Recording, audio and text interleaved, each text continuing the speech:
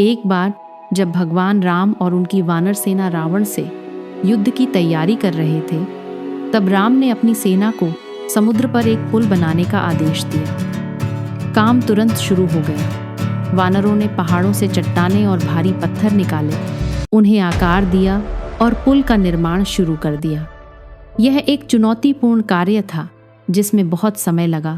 हजारों वानरों ने दिन रात काम किया। राम प्रसन्न हुए और उन्होंने सोचा, ये लोग कितनी मेहनत करते हैं।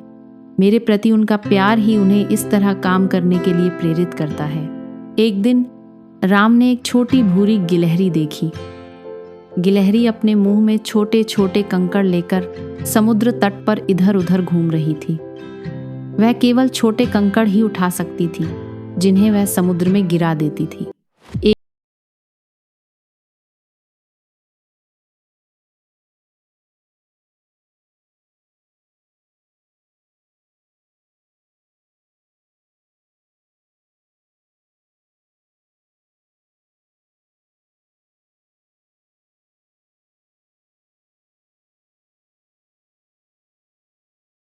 बंदर की ओर देखा और धीमी आवाज में कहा, माफ कीजिए बंदर भाई, आप लगभग गिर ही गए थे, लेकिन कृपया हमेशा देखते रहिए कि आप कहाँ जा रहे हैं। मैं राम को पुल बनाने में मदद कर रही हूँ और उनके लिए कड़ी मेहनत करना चाहती हूँ। बंदर जोर से हंसा और दूसरे बंदरों से बोला, क्या तुमने सुना?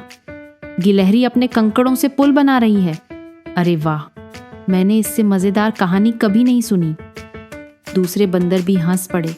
गिलहरी ने बिना विचलित हुए कहा, मैं पहाड़ या पत्थर नहीं उठा सकती।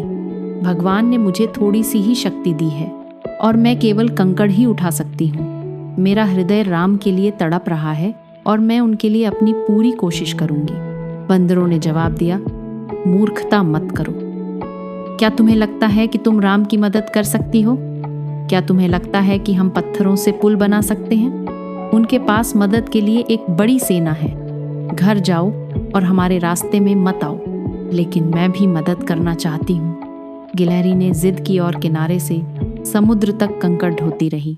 गुस्से में आकर एक बंदर ने गिलहरी को उसकी पूंछ से पकड़कर दूर फेंक दिया। राम का नाम पुकारते हुए गिलहरी राम की गोद में गिर पड़ी।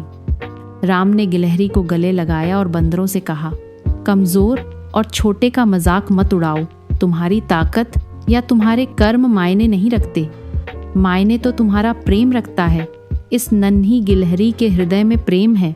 हे वानरों, तुम बहादुर और बलवान हो और दूर दूर से इन विशाल चट्टानों और पत्थरों को लाकर समुद्र में डालने का अद्भुत कार्य कर रहे हो।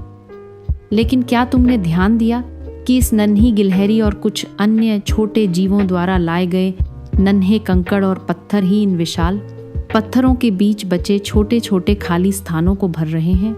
इसके अलावा क्या तुम्हें यह एहसास नहीं है कि इस गिलहरी द्वारा लाए गए रेत के नन्हे कण ही इस पूरी संरचना को बांधे रखते हैं और इसे मजबूत बनाते हैं? फिर भी तुम इस नन्हे जीव को डांटते हो और क्रोध में उसे दूर फेंक देते हो। यह सुनकर वानर लज्जित हुए और उन्होंने अपना सिर झुका लिया। राम ने आगे कहा, हमेशा याद रखना, चाहे कार्य कितना भी छोटा क्यों न हो, वह समान रूप से महत्वपूर्ण है। कोई भी परियोजना केवल मुख्य लोगों के दम पर पूरी नहीं हो सकती। उन्हें सभी के सहयोग की आवश्यकता होती है और चाहे प्रयास कितना भी छोटा क्यों न हो, उसकी हमेशा सराहना की जानी चाहिए। फिर राम ने गिलहरी की ओर मुड़कर धीरे से कहा, मेरी प्यारी गिलहरी, मेरी सेना द्वारा तुम्हें पहुंचाई गई पीड़ा के लिए मुझे खेद है और तुमने मेरी जो सहायता की है उसके लिए धन्यवाद। जाओ और अपना काम प्रसन्नता पूर्वक जारी रखो। यह कहते हुए उन्होंने धीरे से अपनी उंगलियों से गिलहरी की पीठ को सहलाया और जहां भगवान की उंगलियां स्पर्श हुई थीं, वहां 3 रेखाएं प्रकट हो गईं।